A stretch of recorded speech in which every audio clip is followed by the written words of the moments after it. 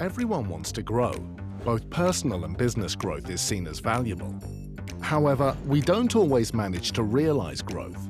Without research and data analytics, there's no compass. And even worse, there are still many methods applied today that mislead marketers. We at DVJ Insights believe that things should be done differently. We started our journey by using scientific insights to design the best methods focused on growth.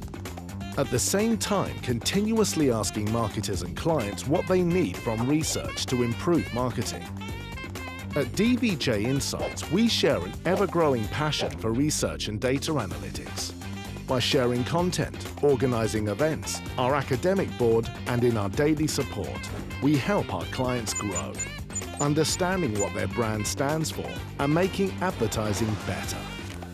The success of our clients is the success of DVJ Insights. The journey of constant improvement was started in 2015, making us an award-winning and fast-growing agency. Our people are active worldwide from offices in London, Hamburg and Utrecht. The choice to grow starts with the choice for the best research. DVJ Insights, the marketing and analytics agency for brand growth.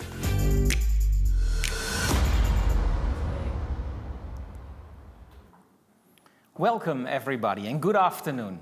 This is our annual brand growth event brought to you live from Amsterdam.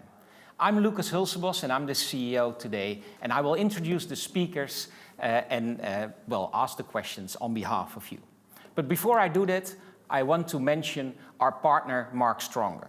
Mark Stronger is a company that was founded this year by one of the founders of DVJ Insights, Ronald Jansen. Ronald decided this year to leave DVJ and start a new company focusing more on marketing and how to build stronger brands. He was heavily involved in the setup of this brand growth platform and still is a partner for this. A lot of people ask me, what is actually brand growth and how does it actually start? And in order to answer that question, I have to go back more or less 10 years. 10 years ago, we started, as many of you started to read How Brands Grow from Byron Sharp. And if you read that book, I think all of you have the same feeling I had. You were intrigued. Intrigued by the simplicity, intrigued by the debunking of marketing myths and the way actually he brought insightful tips for building and growing brands. So we started giving masterclasses and workshops on how to implement those learnings better into marketing. We also integrated a lot of those learnings into the way we do research and use that to help our clients grow. But if you do that, you also come into conversations with marketers and people from the academic world, and you realize there's so much more to learn, there's so much more to tell. All over the world, there are a lot of marketing professors that focus on the principle of growth. Not only coming from the Ehrenberg Bass Institute, but from every discipline. That's why we thought we need to extend and look beyond actually the work of the Ehrenberg Bass Institute. That's why we founded an academic board with professors from London, Paris, Hamburg and Groningen to understand the principles of growth better and to also bounce back ideas. We also started sponsoring a PhD-ship to even learn more on those principles. And we started cooperating with people like Les Binet and Mark Ritson, who presented also in previous events that we had. But if you do that and look so closely in the world of the academics, you also realize how is it actually translated into practice. And for that reason, 5 years ago, on top of the work that we do by reading and understanding what happens in science, we also start talking with marketers. We started doing interviews, vision interviews on how to organize marketing for growth. Are the things that will happen in real life, in practice, what are the ingredients for growth?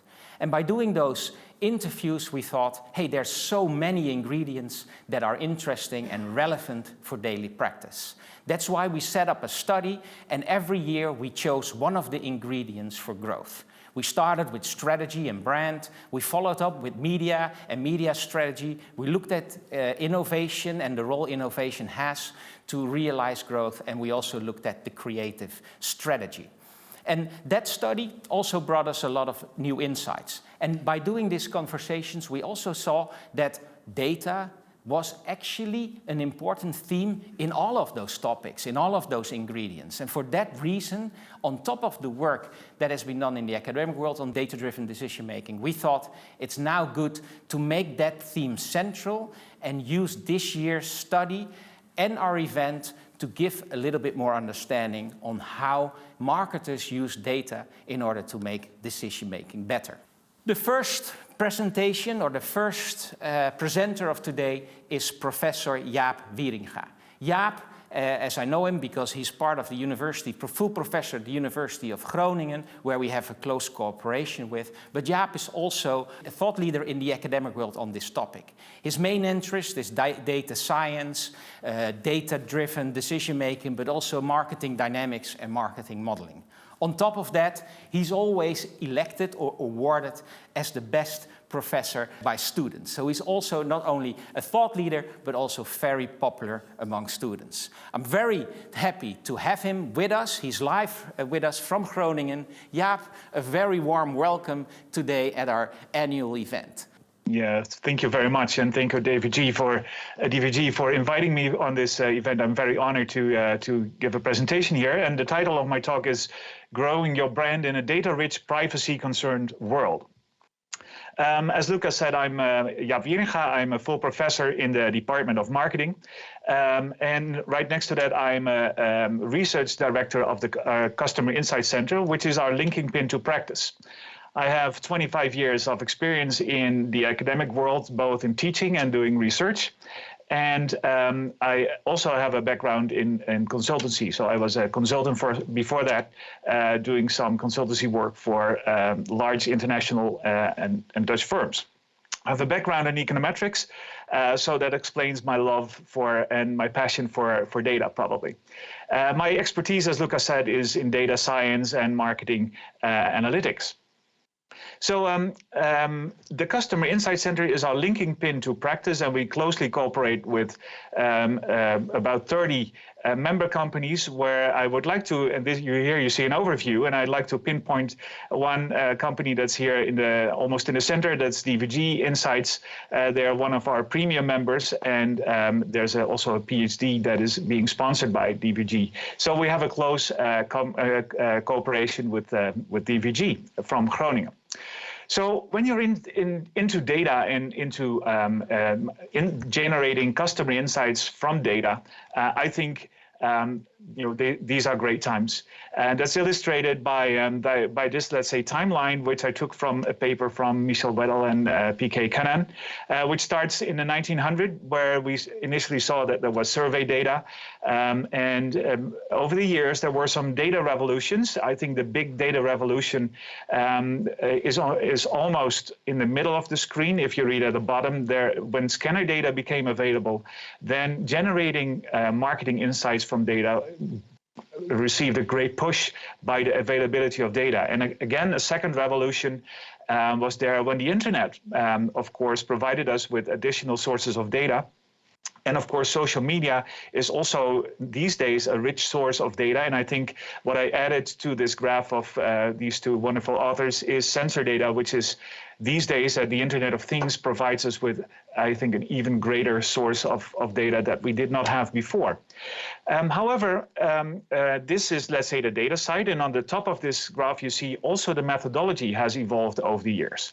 So I think that combination of more data and also better methodology helps us to even be more effective in generating all those insights. However, I think one of the key things of today's event is also the study that DVJ will present about the big study that they did among their companies and marketing executives, is that there is the availability of data does not necessarily lead to value. And I think when you think about the buzzword big data and all the elements that are there, volume, velocity, variety, each of those elements, volume, velocity, variety, create its own challenges. Volume, the sheer amount of data, how to store it and how to process it properly. Velocity, the data comes in at an amazing speed these days, and should you really store all those data or simply wait for new data to come in? And also the variety, the different sources that provide us with data and which you can use to generate customer insights from, they provide their own challenge. How do we deal with the challenges of unstructured data? We know a little bit about structured data that fits nicely into a spreadsheet, but with unstructured data, that poses many more challenges. And I think that's one of the key findings also of the DVJ study, that for many companies, it's a struggle to come up with good value out of their data. And in this respect, I would like to point towards a book that is actually being printed as we speak, a book that I co-authored with Peter Verhoef, Edwin Kogene, and Natasha Walk, that will come out on November 8th, where we provide some guidance in this whole process, where we have the idea that all the efforts in collecting data and analyzing the data is in the end to create value for the company, for the firm, but not only for your own organization, also for the customer. And a number of core elements. I don't have time today to talk you through the entire model, but I would like to focus a little bit on the core elements. Value objectives is let's say at the left side of this picture, and not data.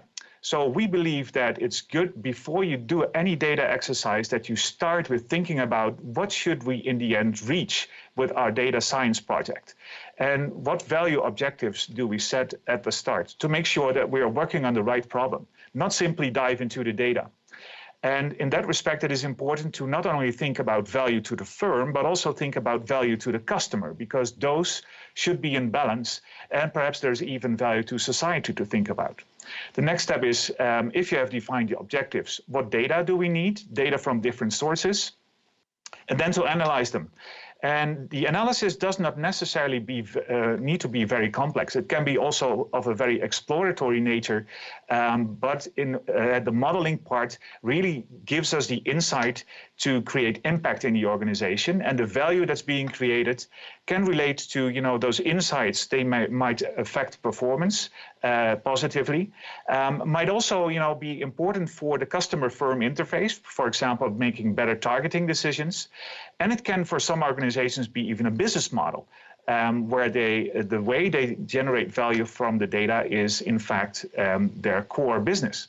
And in the corners you see, let's say, the capabilities that are needed, people, organization, process, and systems to drive this entire process of generating value from your data science project. So that is the core of this book. And one of the challenges that I would like to focus on today is, when you want to analyze the data and to collect the data and store the data before that, what is important these days is that we have to consider that the world around us is starting to be more privacy concerned. Not only the consumers, but also the regulators. So if you look worldwide, there's an increasing amount of regulations concerning privacy. More than 100 regulations are these days in place. And I would like to pinpoint a few. Of course, there's the GDPR in the EU. And in the US, there's the CCPA, the California Consumer Privacy Act, but also recently this year, even in China, there's the Personal Information Protection Law, which became active. So worldwide, there's much more attention for privacy, and sometimes there is a tension between privacy and the data analytics that we want to conduct. So what are the consequences actually for marketing analytics? There might be a tension between privacy and the power that our analytics efforts have these days. So one of the core elements in my research is how to guarantee privacy without sacrificing power in the application of analytics. And I used two guiding principles in the GDPR to guide some of my research projects. And two guiding principles in the GDPR, as you might know, are data minimization and data anonymization. And in today's talk, I would like to give an example of both, where we ensure data minimization and data anonymization, while at the same time not giving in on the power of our analytics efforts. So first an example of data minimization, then an example of data anonymization. So what is actually data minimization? Data minimization refers to the fact that you should only store data and process it if it is necessary to conduct your business and agreed upon with your customers. It should be in line with the purpose that you have agreed upon with your customers. And if the data, if your purpose has been fulfilled, you should no longer store that data. And actually, that is guarded in the Netherlands by Autoriteit Persoonsgegevens. But every country has a regulatory institution like that. For example, in Germany, there's the Bundesbeauftragte für den Datenschutz und die Informationsfreiheit. And one of the things that these institutions focus on, if the agreed term has passed for which you collected the data, and or the information is no longer required, then the company should actually delete those observations. So use the data only for the purpose that you agreed upon. And when thinking about how can we implement this in our analyses, I had to think back to my studies in econometrics. And in my first year, we used this book, and I still have it today. So I took it out of my cupboard, the book by Mood, Grable, and Boos about the introduction to statistics. And in the table of content there is an intriguing word. It says sufficient statistics. And we took that principle of sufficient statistics. What is it? It is do not extract more or retain more from your data than is needed for example, estimation. That is, of course, that very much closely relates to data minimization. And we combined it with another technique, and you might be intrigued by the picture that now shows up. Another technique where I say, marketing analytics usually is no rocket science, but this comes pretty close because we're using a technique here that is used to keep satellites in orbit around the Earth. And actually, the technique is called state space modeling. And the specific method that we're using is Kalman filtering, named after Professor Kalman. And the idea here is that if you know the state of the satellite at this point, and you know what stimulus you provide the satellite with, you can predict where it is next. And if you take that into account, it also has a data minimization principle in the back of it, because once you know the state, it doesn't really matter how the satellite came there. It's only important that it's the philosophy, etc., the velocity of the satellite, etc., to predict where it will be next. So if you know the state and you update it with stimuli, you can also use that prediction idea for predicting where the customer will be. So what decisions will customers make? So if you know the state and you know the stimulus, you can make good predictions using this technique of Kalman filtering where the customer will be. And it is data minimization at the same time, because if you know the state of the customer, you do not longer need the data how the consumer came there. So how the customer came there. So you can throw away all the old data once you know the state. And we applied this method in a context of predicting customer churn, which is of course an important topic for many companies. And we compared it to other methods which are not applying the principle of data minimization. So we were expecting a reduction in the performance, but we observed something differently. So here we see a graph of the performance of our technique. Our technique is the black line, and the other colorful lines are the competing techniques. And you see on the horizontal axis the periods ahead prediction. +1 means 1 period ahead prediction, etc. +9 means 9 periods ahead prediction. On the vertical axis, you see the performance. A performance of 1 here means no better than random selection in finding out who is churning, yes or no. So what we see here that our method is doing 4.5 times better than random selection. And some, especially if we predict 1 period ahead, so at the left side of the graph. And some other competing methods which do not apply the principle of data minimization come close in predicting 1 period ahead. But what our method is also able to do is that the quality of the predictions does not deteriorate with time. So despite the fact that we apply the principle of data minimization, we're doing equally good as competing methods, and we're doing also good in future predictions. So that is one principle that we wrote down in a paper that was published in a top journal in our field, and it even won an award. So the 2018 SET Foundation Doctoral Dissertation Award was granted to this paper. So we're very proud on that. That is the first illustration. The second illustration is on data anonymization, one of the guiding principles in the GDPR. Data anonymization, what was the basic idea here?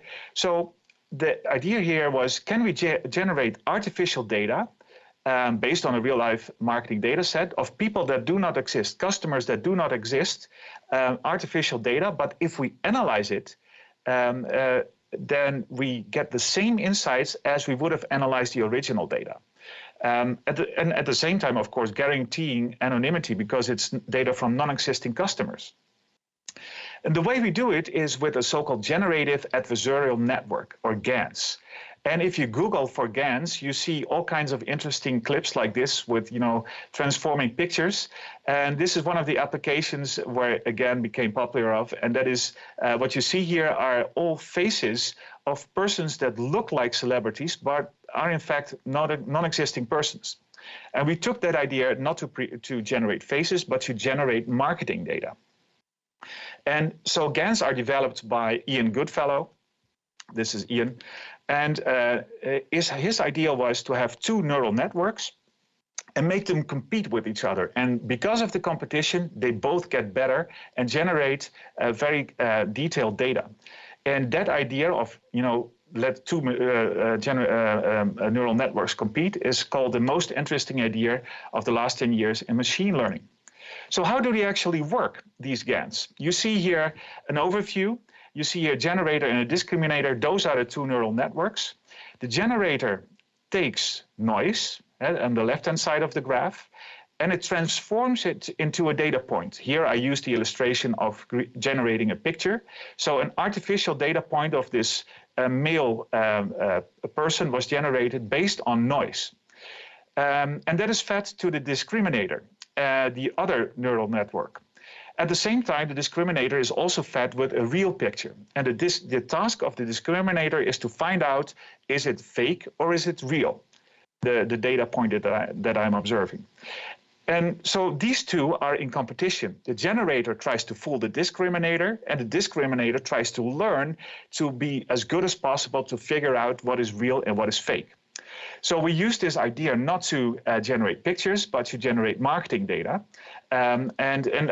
First, I would like to say this: Google on it. These GANs are wonderful. So they can do all kinds of crazy stuff, including cross-domain transfer. For example, you can take a picture of a photograph and have a GAN form that into paintings, a painting like Monet, or a painting in Van Gogh style, or Cézanne, or Ukiyo-e. Or you can take a picture from a zebra and a GAN transforms it into a picture of a horse, and vice versa. So we applied this to data from a telecom sector, and we have two variables here. The number of minutes called in the evening and the number of minutes called internationally. And you see here two histograms. Red is the artificial data, green is the real data, and they are spot on. And this is, of course, only an histogram, but also the relation among the variables is preserved in the artificial data. So we get the same marketing insights when analyzing the artificial data as we would have obtained when analyzing the real data. So that sounds all very positive. There's also, some developments that need to be conducted, because if we go back to the example with the pictures, GANs can also still make some mistakes. So there are some glitches in the pictures, obviously here, and we observed a similar behavior also in generating the data. So there's still some work for us to do, but at the same time, the results look really promising. And you could say, yeah, that's all nice, but who cares? I think this provides us with great opportunities to generate insights from data while accounting for privacy. And also, from a personal perspective, GANs can help academics in obtaining data from people working in practice that are concerned about privacy. And I think if you look at the many applications of GANs, they are so cool and they have great potential in many fields. So I think it's a wonderful technique.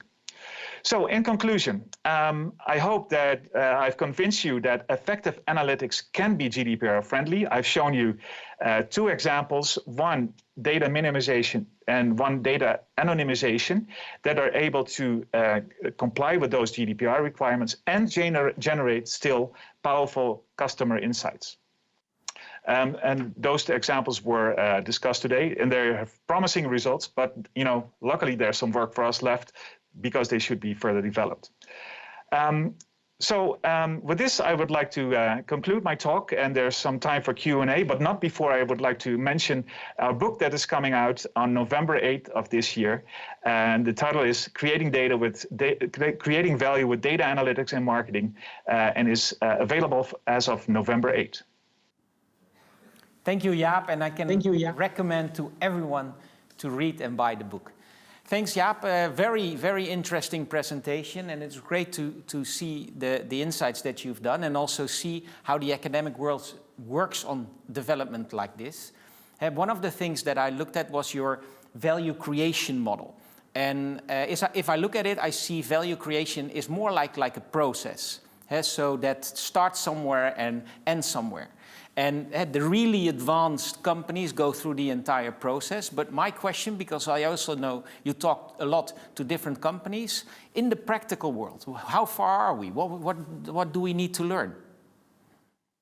Yeah, I think that's a good question. Indeed, we interact a lot with practice through our Customer Insight Center. And what we observe is that there's, of course, a large level of heterogeneity. Some companies are really far in, going through all the steps of our model and, really use the insights of data to drive their decisions and thereby creating value for the organization. There's also some examples of organizations which are at the starting point. We, of course, are very happy in assisting companies with executive education to help them make those steps in generating value on based on data-driven decision making. And if you are one of those companies, so you are in the starting position, what is the main thing that you need? What is the starting point? How do we start? I think, as in our model, you have to think about what objectives do I really want to realize. So I see a lot of initiatives failing because they think, oh, we need to do something with data, and they start collecting data like crazy, and then realizing, oh yeah, what is it actually that we should do? So my idea would be to sit down and sit together with important stakeholders, think about what are the most important problems that we're facing in our company that we should really resolve. What should really contribute to the value of our organization and of our customers, because that should be in balance. Yeah, and also if it relates to privacy, you mentioned data minimization and data anonymization. If you then look at the more practical, what is used the most at the moment? Because I've seen a lot of examples of the first part you shared, but not that much of the second theme you introduced.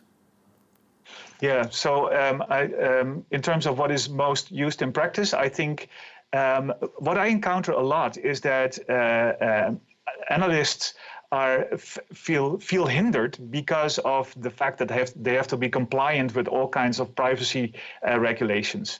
So what I encounter actually the most is that there's a lot of complaining about compliance, enforcing all kinds of rules and restricting the possibilities of data analytics.